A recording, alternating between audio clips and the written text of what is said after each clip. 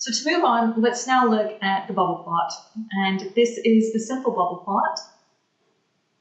It's our first configuration of the bubble plots. This is the same information as what was shown in the funnel demo, without the curves, without significance curves, and this time with a time animation. So the time animation is here at the bottom. So if I go ahead and just click play, this is showing you the change from 2001 to 2007 of job seekers claimants. So the bubbles again are just being wards themselves.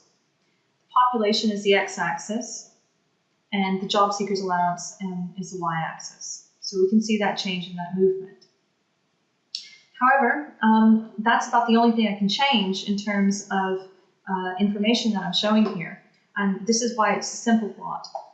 You can change your benefits here, and this is all set up by the administrator. So if you only want your end user to change a minimal amount of data, but still have the benefit of showing as much information as you would like them to see, you can use the simple plot. So if I change this now to incapacity benefit claimants for 2007, we can see a little bit of movement.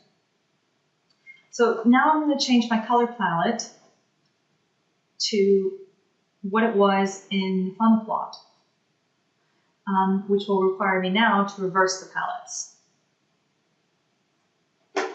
So now I've got green to red.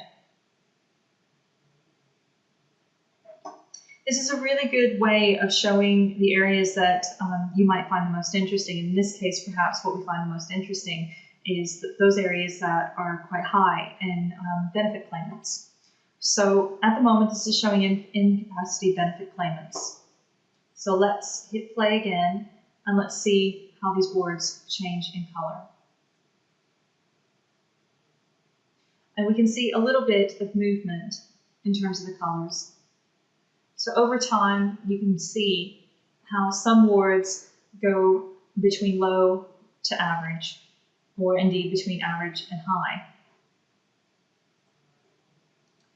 If we change the benefit to, say, job seekers allowance, because we know that there's a bit more movement in the job seekers allowance, if I hit play again and then maximize my map, you can see a bit more change, and you can see how the animation works.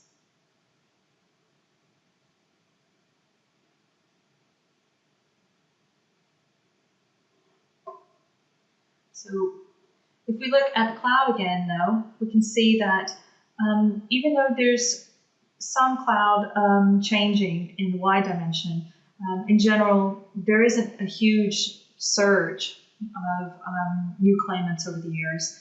And even though there's some individual change in individual areas, in general, we're not seeing a massive change across the board. So, and if you would like to look at the time series chart, you can have a look at it here. And as you scroll over the ward, you can see that chart changing to represent the data across time. The last configuration is my favorite, and it's the Bubble Plot Advanced template.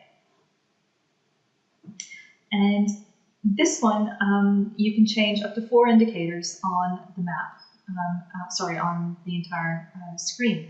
And this gives you absolute flexibility on the information that you want to show and how you want it shown to anyone. So let's start by having a look at our map.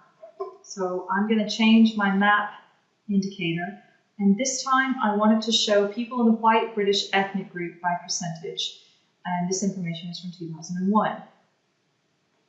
And then I'm going to reverse my palettes, still in the same color scheme, but I'm just going to reverse them.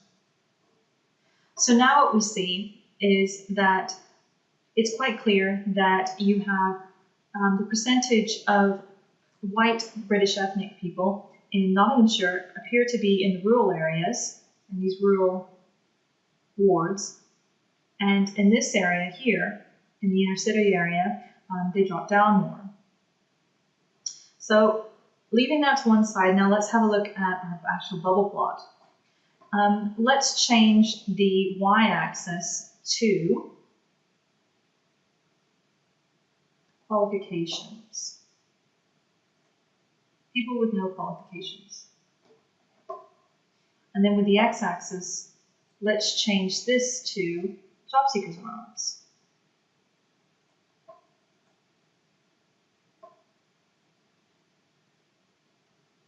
So we can see here that as the percentage of people with qualifications rise, so does the percentage of job seeker allowance claimants.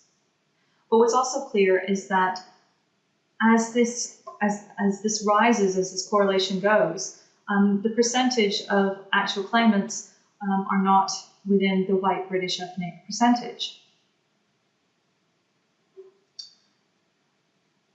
We can have a look at the size of these bubbles, and that is controlled here, and we can have a look at this component here, which tells us this the size of any bubble in relation to how the smallest and the largest that the bubbles are across the board. So this one is at 21.1, whereas this one is clearly our largest, and it's at 29.9. The tooltips also show the same. They show us the X and Y positions, the size, and the color. And in this particular example, our color is relating to these particular areas, these wards. So that's about it. Thank you for watching, and you can see lots more demonstrations on our YouTube channel, or you can go to our website www.instantatlas.com.